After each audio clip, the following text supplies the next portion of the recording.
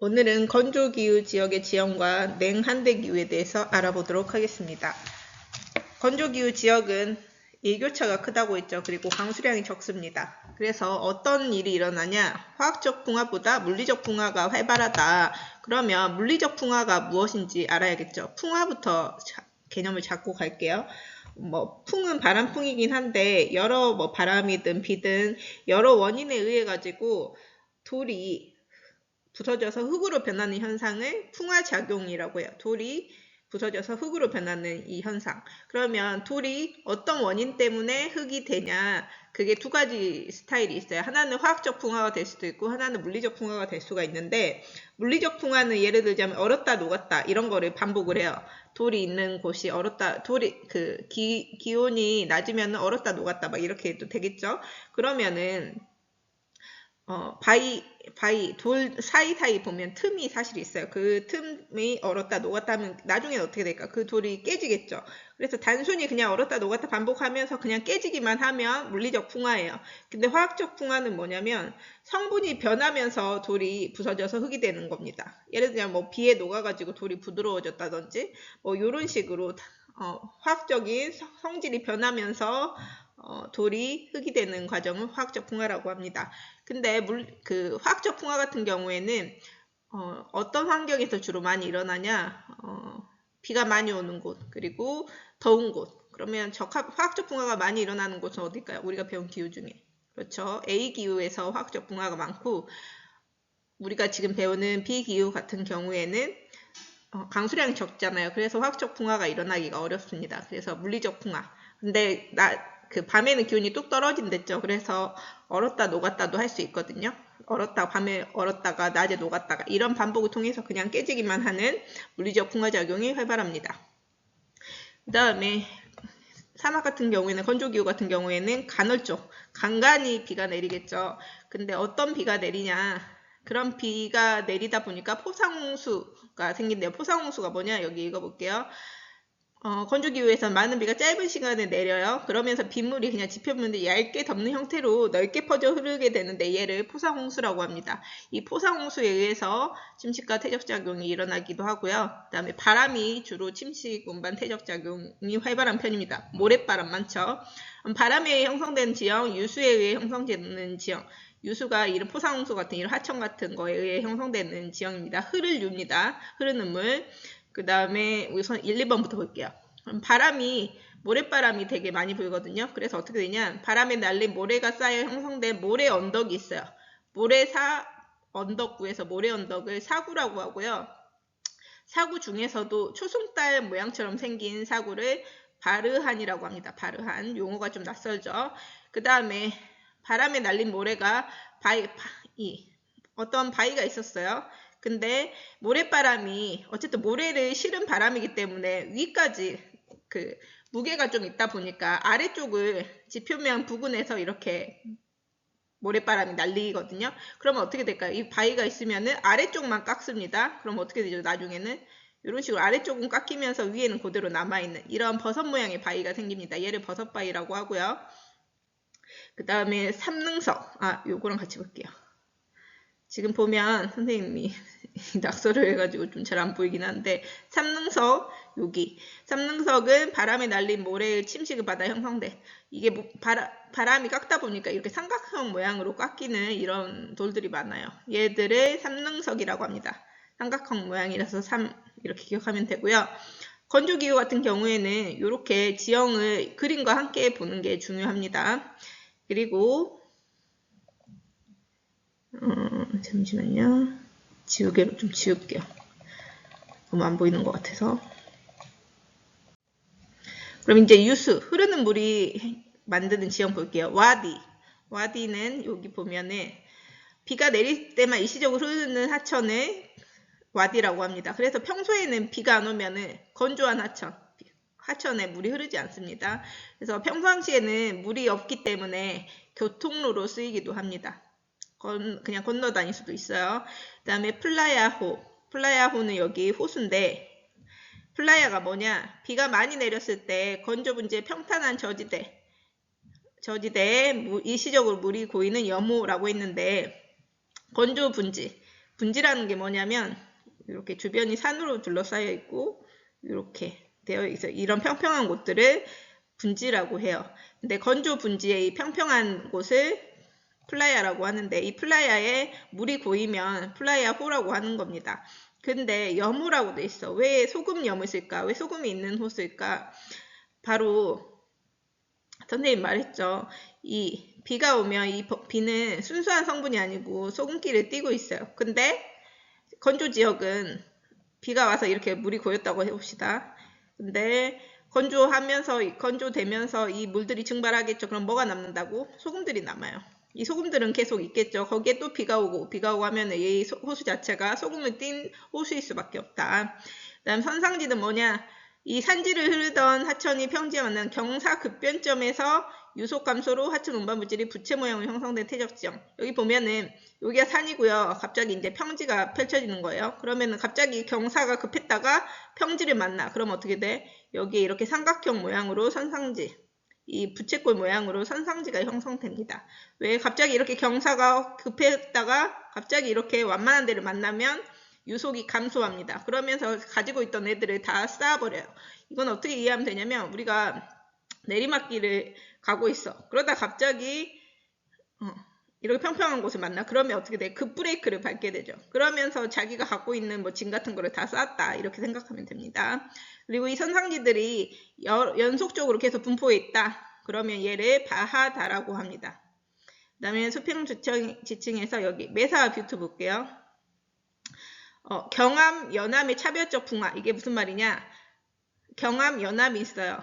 이건 뭐냐면 딱딱한, 단단한 암석을 경암이라고 하고 연한 암석을 연암이라고 해요. 그러면 뭐 비바람이 불고 이러면은 역시 암석은 깎이고 이럴 수밖에 없잖아요. 아까 모래바람에도 깎이니까 모래바람이든 뭐 하천이든 비든 이런 거에 의해서 암석이 깎인다고 한번 해봅시다. 그러면은 단단한 암석, 경암이 있고요.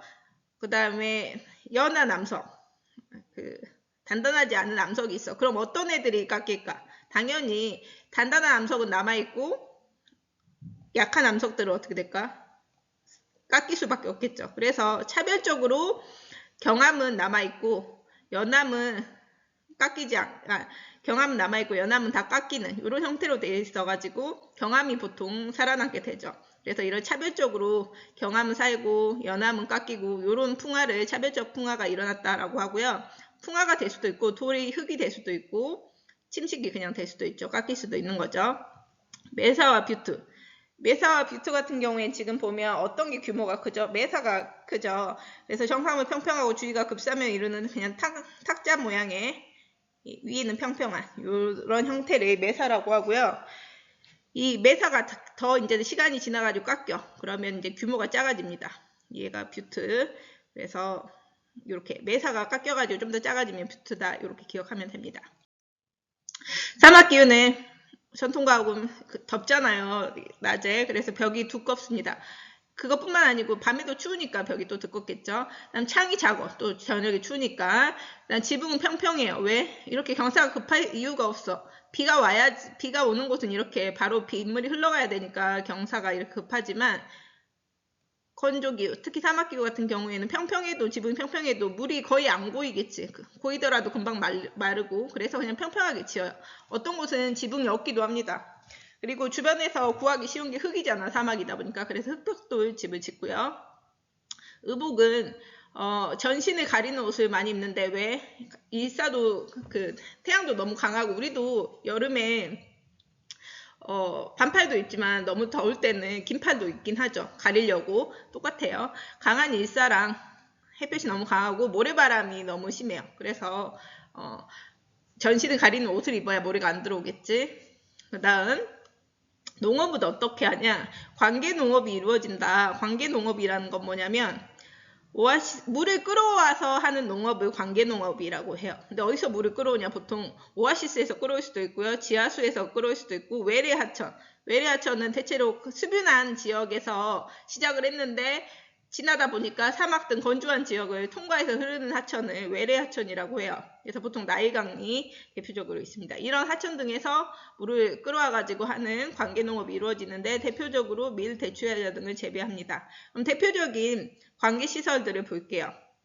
먼저 이란의 대표적인 카나트 같은 경우에는 지하에서 물을, 지하 수면 있죠. 여기에서 물을 뚫어가지고 끌고 온다라고 생각을 하면 되고요. 그 다음에 호주는 대찬정이래. 그러면 여기 보면은 우리가 그레이트 디바이딩 산맥 좀 익숙할 거야. 그때 선생님이 아란에서 히어로가 태어났지 하면서 신생대 산맥 해가지고 알려준 적이 있습니다. 호주 같은 경우에 이렇게 바람이 불어요. 그러면 어떻게 될까? 근데 높은 산맥이 있어. 그러면 이 앞쪽은 비를 뿌리겠지만 넘어가서는 어떻게 돼? 강수량이 적어지겠죠. 그래서 이쪽은 좀 건조합니다. 근데 이 건조한 이 분지 같은 경우에 여기 보면은 이런 물이 있는 층이 있어. 그러면 이런 건조한 지역에서 어떻게 물을 끌어야 될까? 바로 여기를 뚫어버리는 거지. 뚫어가지고 분수처럼 확 물이 올라오게 하면 되겠죠. 그래서 세계 최대의 지하수 분출 지대를 이 호주의 대찬정이라고 불려요.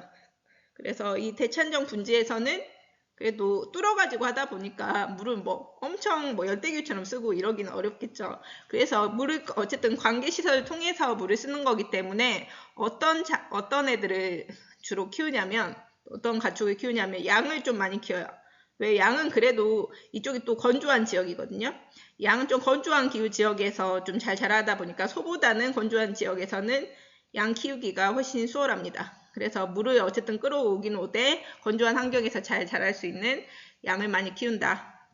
그 다음에 여기 피버 원형 경작진 여기 가운데에다가 스프링클러 달아가지고 전체적으로 이렇게 농사를 지을 수 있게 물을 뿌리니까 다 이렇게 가운데다 하니까 스프링클러 돌리면은 이 원형에 여기가 다 물이 다 받을 수가 있겠지. 물을 그래서 경작이 가능하게 하는 시스템입니다. 그 다음에 스택기후와 주민생활. 전통 가옥은 스택기후는 짧은 우기가 있죠. 그래서 그런 짧은 우기가 있으니까 짧은 풀이 자란다 라고 했는데 그런 풀을 찾아서 가축을 키우기 때문에 이동식 생활을 해야 돼요. 그래서 설치가 해체가 쉽도록 천막집을 짓습니다. 그래서 대표적인 게 몽골의 게르가 있고요. 그래서 구대륙 같은 경우는 유목생활을 많이 합니다. 그리고 신대륙 같은 경우에는 밀은 어디에서나 잘 자라, 건조한 기후에서 잘 자라거든요. 그래서 이 밀을 대규모로 짓는 상업적 농업을 하고요. 기업적으로 또 소, 양 같은 가축을 키웁니다. 그리고 아까 말했듯이 호주의 찬정, 물을 뚫어가지고 건조 지역에서 분수처럼 나오게 한다고 했었죠. 지하수를. 그래서 대표적으로 양을 목축한다. 그리고 이제 냉대기후 볼게요. 냉대기후는 요거 기억나죠? 기후 조건. 그래서 최하노 -3 미만, 최난올 10도 이상. 연교차 큽니다. 냉대기후는 보통 내륙 쪽에 있어가지고 연교차가 내륙으로 갈수록 크다. 그래서 연교차 큰 편이고요. 대표적인 식생은 타이가라고 해서 잎 모양이 침처럼 생겼어. 그래서 소나무 같은 거 생각하면 잎이 침처럼 생겼지. 이런 타이가는 냉대기후 지역에 분포하는 침엽수림을 타이가라고 합니다. 그 다음에 추운 곳에서 이 토양은 산성도가 되게 높아요. 그리고 척박합니다. 그래서 회백색이고요. 포도죠. 우리가 뭔가 회색 생각하면 비옥한 느낌은 안 들지. 그래서 한랭투뷰나 냉대기후의 침엽수림 분포에서 잘 발달한 토양이다. 구분은 DF, DW, 냉대수분, 냉대겨울 건조기후로 나뉩니다. 마지막 이제 한대기후는 최난올 가지고 구분을 한다고 했죠. 그래서 최난올 10도 미만, 툰두라는 ET, 빙설은 EF. 그래서 근데 ET가 EF보다는 조금 더 따뜻하겠지. 그래서 최난올 평균기온 0도 이상 10도 미만이 좀 더 적합하죠. 이거 10도 미만이어야 되니까 10도 포함 안 합니다. 짧은 여름에 이 지우류라고 해가지고 약간 이끼처럼 생긴 애들이 있어요. 그런 애들이 자라긴 합니다. 그 다음에 지표면에 활동층. 우리가 겉에는 우리가 땅에 있으면 겉에 있는 여기는 땅 표면 같은 경우에는 아니면 땅이랑 가까운 아래 지하 쪽 같은 경우에는 얼었다 녹았다를 반복해요. 그래서 활동층이라고 하고 얼었다 녹았다 반복하니까. 근데 활동층 아래는 어떠냐? 영구적으로 계속 얼어있는 층이 있어요. 그거를 영구 동토층이라고 합니다. 그래서 한대기후는 영구 동토층이 분포하고요. 물론 냉대기후에서 일부 지역에서는 영구 동토층이 있는 곳도 있습니다. 그 다음에 EF. 최난화의 평균 기온 0도 미만, 대표적으로 우리가 남극, 그린란드, 내륙 되게 춥다고 생각하는 곳들 생각하면 됩니다. 여기까지 할게요.